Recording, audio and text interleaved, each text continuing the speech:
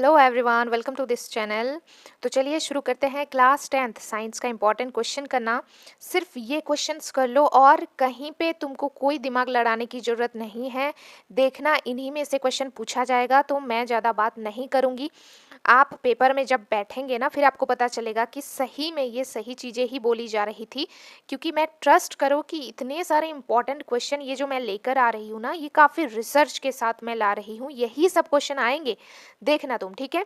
और इसके पहले भी मैंने काफ़ी सारे इंपॉर्टेंट क्वेश्चन ऑलरेडी डिस्कस कर दिया है, वो क्वेश्चन भी आपको यहाँ पर मिलेगा। तो अगर आपने वो ऑलरेडी कर लिया है तो वहाँ पे, तो यहाँ पे वो चीज़ स्किप कर देना, ठीक है।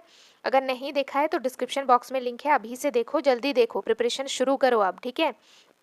पहला इंपॉर्टेंट सवाल है, भूमिगत जल के कोई दो लाभों का उल्लेख कीजिए। ये 2023 में आया था।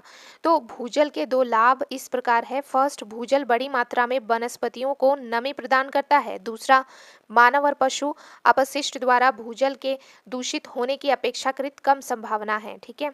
दूसरा सवाल देखो, जो कि 2022 में पूछा गया सवाल है। क्या है ओजोन परत के अवक्षय के क्या दुष्प्रभाव हो सकते हैं। ये मैंने पहले भी करा दिया है, लेकिन अभी भी यहीं पे भी देख लो एक बार। विभिन्न रासायनिक कारणों से ओजोन परत को क्षति बहुत तेजी से हो रही है। क्लोरोफ्लोरोकार्बनों की वृद्धि के कारण ओजोन परत में छिद्र उत्पन्न हो गए हैं, जिनसे सूर्य के प्रकाशों में विद्यमान परावैंगनी विकिरणें सीधे पृथ्वी पर आने लगी है, जो कैंसर और त्वचा रोगों के कारण बन रहे हैं, ठीक है। तीसरा इंपॉर्टेंट सवाल देखो, हमारे पास टाइम ज़्यादा नहीं है तो प्लीज़ प्रिपरेशन करो जल्दी जल्दी से। जो कि 2020 में पूछा गया है कि जल संरक्षण की किन्हीं दो पारंपरिक विधियों के नाम लिखे। पहला, जल संरक्षण की दो पारंपरिक विधियों के नाम है। पहला, खादीन कुल्ह पोखरा का निर्माण। दूसरा, जल छाजन विस्तृत तालाबों में, ठीक है। क्योंकि हमें ऑलरेडी मैथमेटिक्स और सोशल साइंस ये भी तो करना है, इसीलिए। देखो चौथा सवाल देखो, जो कि 2019 में पूछा गया था। नदी पर बांध बनाने से क्या लाभ है, कोई दो लाभ लिखिए। तो बांध के निर्माण से सिंचाई के लिए सहजता से जल उपलब्ध होता है तथा पन बिजली का उत्पादन होता है। नहर के द्वारा बांध के जल का सिंचाई के लिए सुदूर देहातों में ले जाया जाता है। बांध एवं नहर की सहायता से सिंचाई की समुचित व्यवस्था प्रदेश के कुछ हिस्से को हरा भरा करने के लिए इंदिरा गांधी नहर को देखा जा सकता है, जिसने राजस्थान जैसे मरुस्थल वाले प्रदेश के कुछ हिस्से को हरा भरा कर दिया है, ठीक है। अगला इंपॉर्टेंट क्वेश्चन देखो, जो कि 2019 में ही पूछा गया था कि जैव भू रसायन चक्र क्या है, परिभाषित कीजिए। भूमि में पाए जाने वाले रसायन को अवशोषित होकर 100 पौधों में पहुंचते हैं। उनसे तरह तरह के यौगिकों का संश्लेषण होता है, जिन्हें जैव रसायन कहते हैं। यह रसायन आहार श्रृंखला के माध्यम से चक्रीय पथ में भ्रमण करते हैं और जीवधारी की मृत्यु के पश्चात जैव अपघटन के प्रक्रम द्वारा मुक्त भूमि में पहुंच जाते हैं। इसे जैव भू रासायनिक चक्र कहते हैं, ठीक है। वीडियो को पॉज करके नोट करते जाना। कोई भी दिक्कत हो तो कमेंट बॉक्स में जरूर बताना। ये भी क्वेश्चन जो है 2019 में ही पूछा गया है। देखो, प्राकृतिक संसाधन क्या है, स्पष्ट कीजिए। प्रकृति में उपलब्ध पदार्थ या साधन जिनका उपयोग मनुष्य अपने जीवन और विकास के लिए करता है, प्राकृतिक संसाधन कहे जाते हैं। उदाहरण के लिए जल हो गया, वायु, मिट्टी, फसल, पेड़ पौधे, खनिज, ऊर्जा संसाधन आदि। अगला इंपॉर्टेंट क्वेश्चन, जो कि 2018 में आया था। मिट्टी की उर्वरा शक्ति के घटने के 3 कारण लिखिए।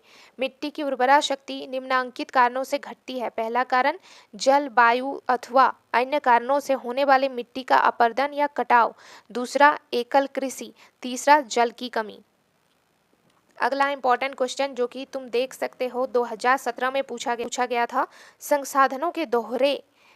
संसाधनों के दोहन के लिए कम अवधि के उद्देश्य की परियोजनाओं के क्या लाभ हो सकते हैं। ये लाभ लंबी अवधि में बनाई गई परियोजनाओं से किस प्रकार भिन्न है। देखो, प्राकृतिक संसाधनों जैसे वनों के अत्यधिक उपयोग, इमारती लकड़ी की अत्यधिक पर्याप्तता से केवल कुछ ही लोग लाभान्वित होंगे, परंतु संपूर्ण पर्यावरण असंतुलित हो जाएगा। वृक्ष लघु समय अंतराल में नहीं उग सकते हैं, अतः हमें वनों के उपयोग के संबंध में इस प्रकार की परियोजना बनानी होगी जिससे वनों का बराबर दोहन किया जा सके। कम अवधि के उद्देश्य से लाभ केवल व्यक्तिगत होता है, परंतु लंबी अवधि के उद्देश्य का लाभ संपूर्ण समुदाय को होता है। अगला इंपॉर्टेंट क्वेश्चन देखो, जो कि पूछा गया था 2016 में। तो इसको मैं जूम कर देती हूँ थोड़ा सा, सो दैट कि तुम्हें देखने में आसानी हो, गंगा जल के प्रदूषण की किन्हीं 3 परिस्थितियों यानी कारणों का उल्लेख कीजिए। पहला, गंगा जल प्रदूषण की 3 परिस्थितियां निम्न है। पहला, शहरों के गंदे जल का गंगा में बहाव। दूसरा, गंदे वस्त्रों एवं जानवरों को गंगा में धोना। तीसरा, डॉल्फिन का अधिक शिकार। ठीक है, 10वां सवाल देखो, जो कि 2015 में पूछा गया था। समन्वित वन प्रवर्धन पर टिप्पणी लिखना है। वनों के संरक्षण के लिए निम्नलिखित उपाय किए जा सकते हैं। वनों की कटाई पर रोक लगाना। दूसरा, वन रोपण। तीसरा, वनों में क्षतिपूरक वृक्षारोपण। चौथा, कृषि के विस्तार के लिए वृक्षों की कटाई पर रोक लगाना है। रोक लगाने से हम बचा सकते हैं। किसी वृक्ष के तैयार होने में प्राय कई दशक लग जाते हैं, परंतु उसे काट डालने में मात्र कुछ घंटे ही लगते हैं। इसलिए वृक्षों की कटाई करके उनके बदले नए वृक्षों को लगा देना कोई अच्छी सोच नहीं है। यह बिल्कुल सत्य बात है दोस्तों। 11वें नंबर में पूछा गया है कि वनों के संरक्षण के 3 उपाय लिखिए, जो कि 2014 में ऑलरेडी आ चुका है।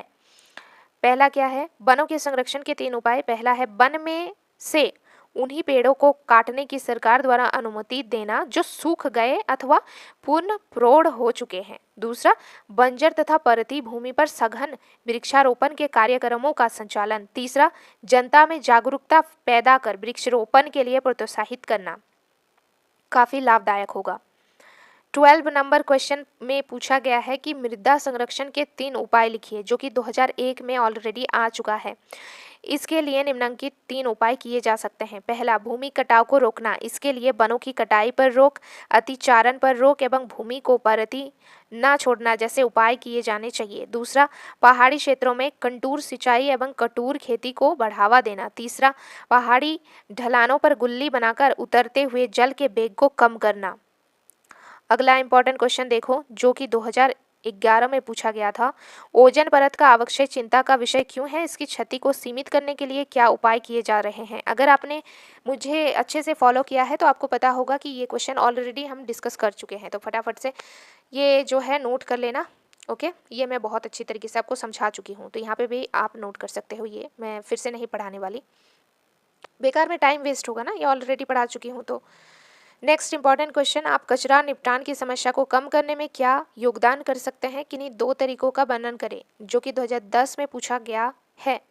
कचरा व्यक्ति और समाज दोनों के लिए हानिकारक है, क्योंकि इससे केवल गंदगी ही नहीं फैलती बल्कि यह अनेक प्रकार की बीमारियों का कारण भी बनता है।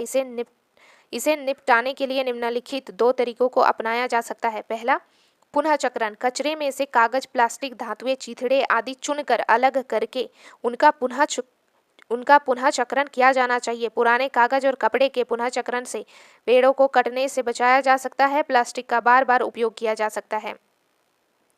दूसरा तरीका क्या है देखो, मिट्टी में दबाना। जैव निम्नीकरण पदार्थों को मिट्टी में दबाकर कचरे का निपटान किया जा सकता है।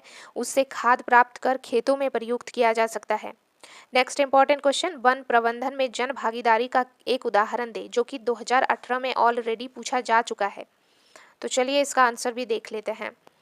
वन प्रबंधन में जनता अपने खेतों की मेड़ पर, सड़क के किनारे, पोखर के किनारे वृक्षारोपण कर सकती है। इस कार्य से वन विकास संभव है। रोपे गए पौधों को जन भागीदारी द्वारा संवर्धन किया जा सकता है। नेक्स्ट इंपॉर्टेंट क्वेश्चन देखो, जो कि ऑलरेडी 2018 में पूछा जा चुका है। क्या है? ऐसे लीन कार्य लिखे जिनसे आप प्राकृतिक संसाधनों का संरक्षण कर सकते हैं। हमें अपने संसाधनों का मितव्यापी पूर्वक उपयोग करना चाहिए तथा उनकी बर्बादी को रोकना चाहिए। ये भी मैं डिस्कस कर चुकी हूँ, तो ये मैं फिर से नहीं करूँगी, ठीक है। नेक्स्ट इंपॉर्टेंट क्वेश्चन देखो, जो कि 2009 में पूछा जा चुका है कि वनों के संरक्षण के लिए 3 उपाय। ये भी हो चुका है, लेकिन चलो देख लेते हैं। वनों के संरक्षण के लिए निम्नलिखित उपाय किए जा सकते हैं। पहला, वन रोपण। दूसरा, कृषि के विस्तार के लिए वृक्षों की कटाई पर रोक लगाना। तीसरा, ईंधन के लिए लकड़ियों की कटाई पर रोक लगाना। मिलती हूँ नेक्स्ट पार्ट में, तब तक ये सारे क्वेश्चन नोट करो, पढ़ो।